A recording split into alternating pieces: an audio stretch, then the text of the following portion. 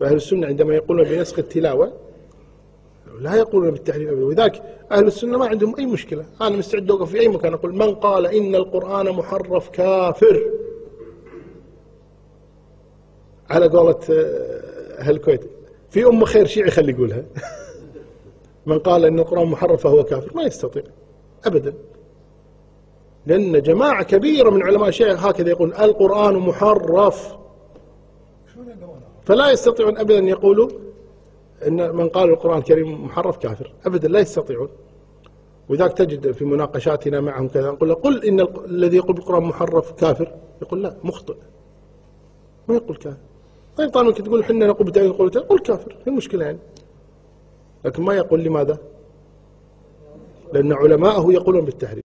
لتعتقد دين الروافض إنهم أهل المحال وحزبة الشيطان، جعلوا الشهور على قياس حسابهم، ولربما كمل لنا شهران، ولربما نقص الذي هو عندهم واف وأوفى صاحب النقصان.